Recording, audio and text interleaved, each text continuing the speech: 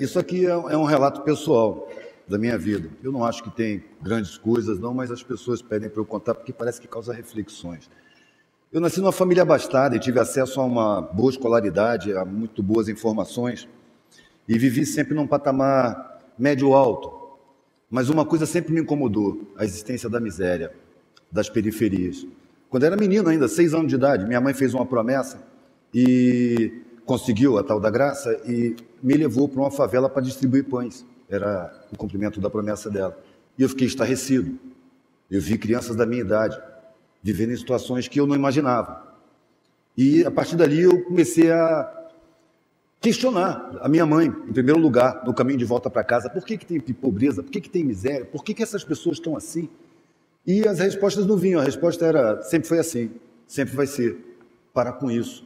Isso foi me acompanhando, mas me marcou de tal maneira que sempre que eu podia, eu observava as pessoas mais pobres, os empregados, nos clubes onde eu ia. Eu tentava me aproximar, eu queria entender essas pessoas que pareciam que tinham um outro código. E eu conseguia a simpatia deles, mas não era a simpatia deles que me interessava. Eu queria sentir igualdade. Então eles me tratavam muito bem, mas quando eles se tratavam entre si, eu percebia que era diferente. Entre si eles falavam com igualdade, comigo eles eram gentis. E eu fui crescendo, uma angústia danada, sem saber o que fazer, sem saber, nenhuma profissão me interessava.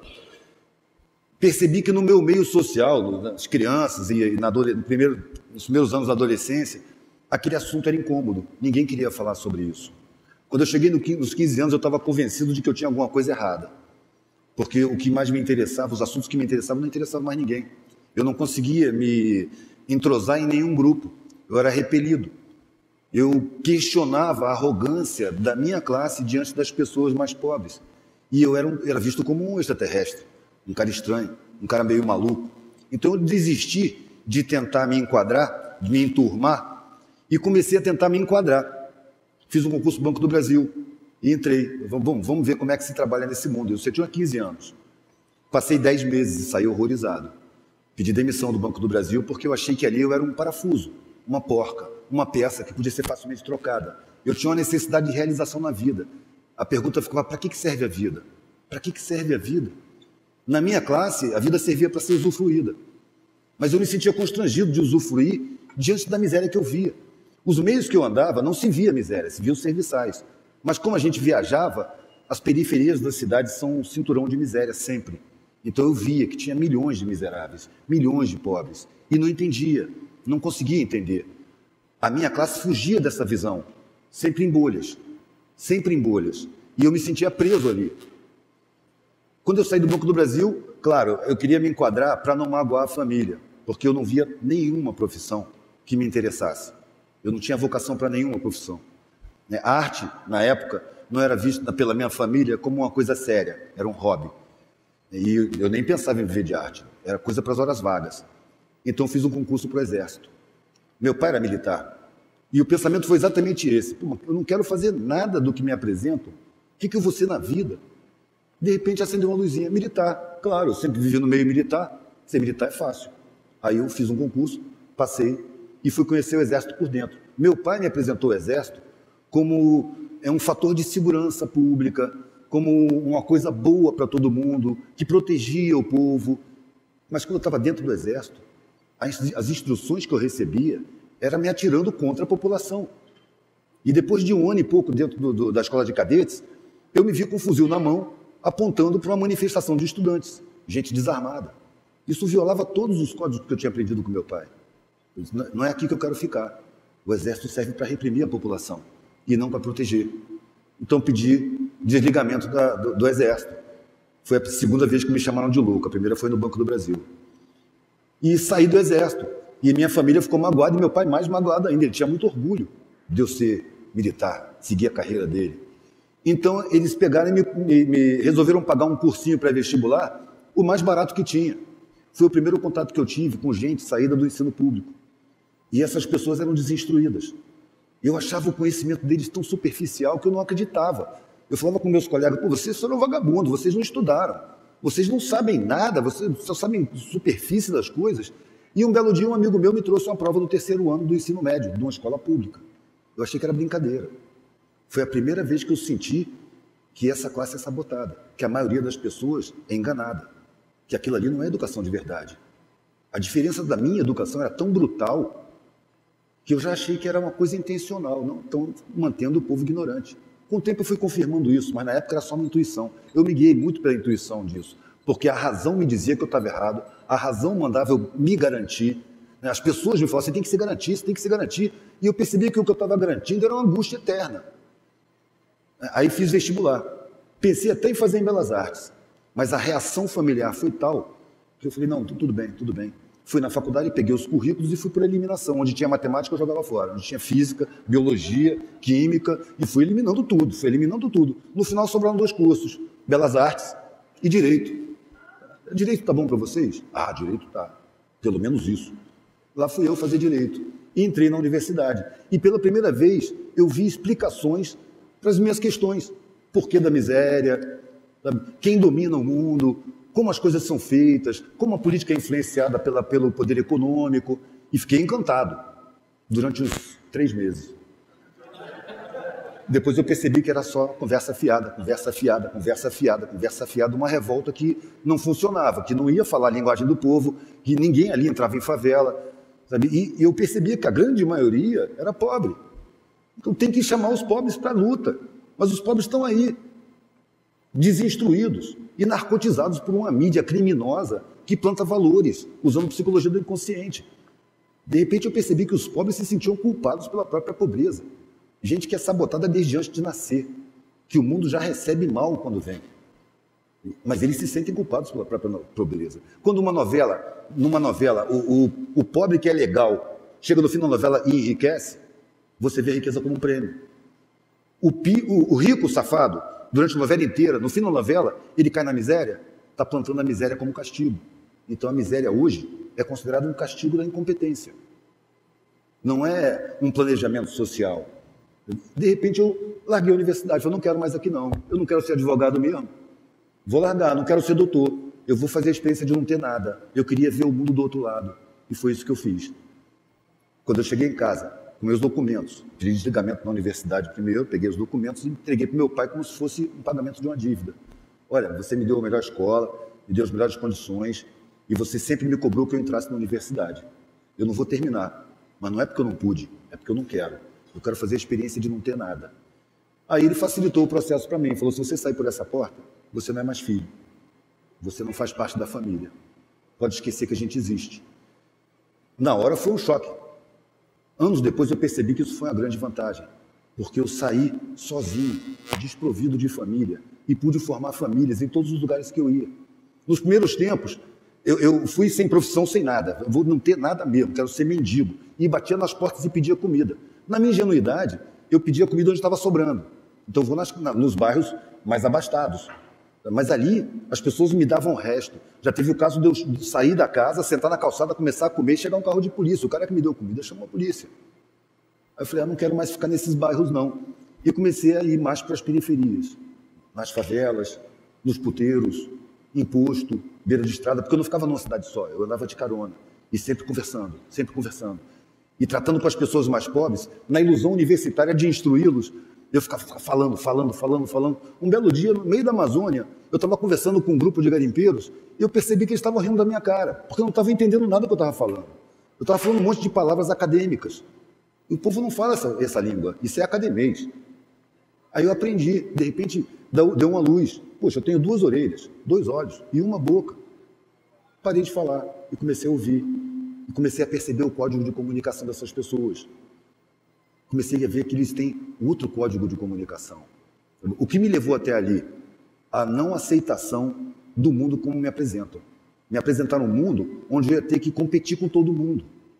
Eu fui atleta desde o colégio militar, desde 10 anos de idade.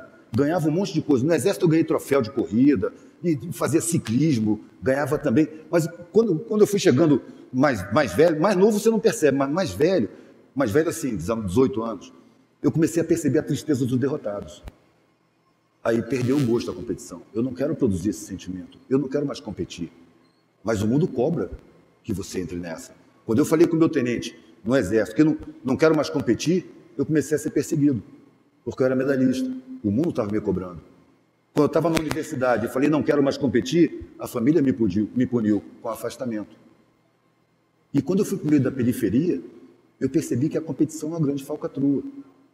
Nós não estamos nos preparando para viver numa sociedade harmônica. Quando eu era moleque, eu achava que a pessoa era médica, o cara escolhia a profissão da medicina para diminuir o sofrimento das pessoas que sofrem. E hoje eu vejo que não. Faz medicina para ganhar dinheiro, para ganhar status. O cara fala, não vou para um lugar onde não tem médico, porque não tem estrutura lá. Ué, mas é exatamente porque não tem estrutura que precisa de médico lá, está cheio de gente.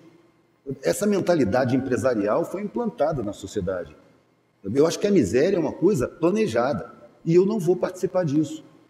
A minha resposta com meu pai, eu conversei 4 horas com ele, antes da última saída com a mochilinha nas costas, já resolvido. E ele dizia, para onde você vai? Eu falei, não sei. Mas o que você vai fazer? Eu falei, não sei. Mas do que você vai viver? Eu falei, não sei. Mas se você ficar doente, você quebrar uma perna, eu só vou pensar nisso se acontecer. O meu medo é viver uma vida sem sentido. Um fator determinante nesses momentos foi o encontro que eu tive com um senhor de quase 90 anos no meu prédio, que nunca tinha falado comigo além de oi.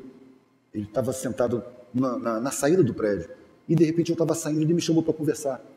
Essas coisas são uns acasos entre aspas, né? Ele falou assim, olha, eu fiz tudo o que me disseram para fazer. Eu sou um cara bem sucedido na vida. Eu estudei comércio exterior. Eu tenho empresa de importação e exportação. Eu ganho um dinheirão. Eu sou um vitorioso. Mas eu estou chegando perto dos 90 anos. Eu estou cheio de doença, tomando um monte de remédio. Eu sinto que a morte está chegando. De repente eu olhei para trás e a minha vida não faz o menor sentido. Eu sou um vitorioso, mas eu me sinto um derrotado. Isso foi antes de eu pedir desligamento da universidade. Eu saí dali em transe. Isso não vai acontecer comigo. Eu vou morrer antes, mas não vou chegar na idade desse cara dessa maneira. Então, quando eu saí para a vida, eu saí para morrer. Porque para viver aquela vida que me foi imposta, programada, eu preferia nem viver. E foi aí que eu comecei a entender o mundo. Foi aí que eu comecei a valorizar as pessoas que são desvalorizadas na sociedade. Porque no meio que eu fui viver, no periférico, as relações eram muito mais bonitas, as pessoas eram muito mais solidárias. A ignorância era crassa, é óbvio que era crassa, e é ainda, mas por uma atitude programada da sociedade que nega a educação a essas pessoas. E ainda culpa essas pessoas por serem ignorantes. Eu não quero participar disso. Eu não sei o que eu vou fazer, mas eu sei o que eu não vou fazer. Eu não vou participar dessa sociedade da maneira que me foi imposta. Eu me recuso. Qual a consequência que podia ser? Eu tinha certeza que não chegava aos 30 anos de idade. Achei que ia morrer antes. Mas passaram os 30 anos. E aí eu achei que não ia chegar nos 40. Porque eu vi muita morte à minha volta, muita violência. Um cara morreu de tiro do meu lado, outro morreu de overdose no meu quarto, eu tive que fugir do hotel, senão ia dar problema. Então eu achava que a minha vida também estava prestes a acabar. Mas eu passei dos 40. E quando eu cheguei nos 50, expondo sempre artesanato na rua e já dizendo o que eu penso do mundo na minha arte. Cheguei nos 50, alguém veio com a câmera, me filmou e botou no YouTube. E as pessoas começaram a me procurar. Eu não achei que estava falando nada demais, mas as pessoas acharam. O que eu falo, eu acho óbvio. Eu encontrei satisfação. E era exatamente o que eu disse quando eu saí da universidade. Eu vou procurar satisfação na vida. Ou eu vou encontrar, ou eu vou morrer procurando. Porque entrar na vida, frustrante que se me é apresentada, eu não vou entrar. Eu não quero viver essa vida. Prefiro não viver. E a vida foi ganhando sentido sozinha, por si.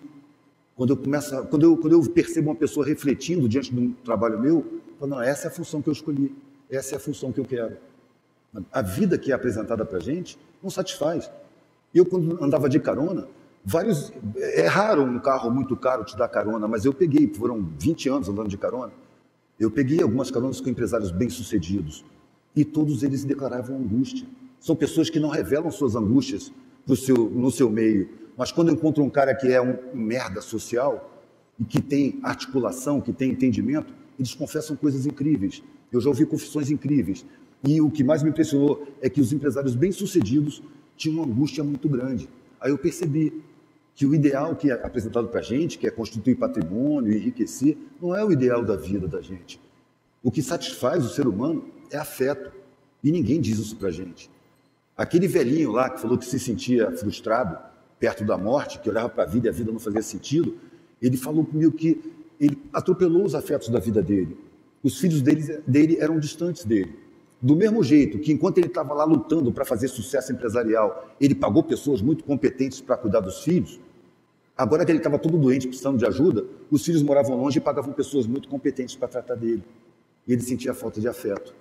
Uma vez eu estava numa periferia, se não me acho que era Fortaleza, e eu estava numa casa abandonada e vários mendigos dentro, e um era bem velhinho e estava morrendo. Eu cometi o deslize de falar, vamos levar ele para o hospital. Eu só ouvi uma voz assim, você está maluco? Deixa ele morrer em paz. E eu vi o cara morrer sorrindo, com o cachorro dele lambendo a cara dele. Esse cara era rico. Enquanto que o cara lá, que era rico de grana, era pobre, porque não tinha afeto. A gente esquece do afeto. A sociedade não aponta o afeto como objetivo de vida. E a gente vive iludido. Quanto mais você alcança objetivos materiais, mais insatisfação você tem e você estabelece outro objetivo material. Isso é um grande engano. A gente está cercado de mentira por todos os lados. Eu penso que a sociedade foi construída por uma elite, os reis, que precisavam provar sua nobreza. Eles moderaram a sociedade de forma a favorecer uma minoriazinha ínfima e submeter a grande maioria. E os reis hoje são os grandes banqueiros e os mega empresários, que modelam a sociedade, é uma farsa, não é uma democracia, invadiram as instituições, inclusive as universidades, e colocaram tudo a serviço de interesses empresariais. Inclusive a competitividade. Ela evita que as pessoas se unam, que as pessoas percebam, é um inimigo do outro. Um formando hoje na universidade, ele está apavorado. Ele vai sair da universidade e vai cair no mercado. É um pega para capar, todo mundo é inimigo de todo mundo. Eu achei muito fácil me recusar a isso. Tem gente que fala, você foi muito corajoso. Eu nunca senti coragem. Eu tive um medo muito grande de viver uma vida sem sentido. Com relação, para viver uma vida sem sentido, não tem nada que vale a pena. Não tem riqueza que vale a pena. Eu prefiro não ter nada, mas sentir que a minha vida valeu a pena. E isso quem está dizendo para mim não sou eu, é o mundo. Porque eu falo e fico pasmo com o pasmo que eu causo. Porque para mim eu estou falando que é óbvio. Não estou falando nada demais. Eu acho que no fundo todo mundo sabe. Bom, deu tempo. Valeu, gente. Obrigado.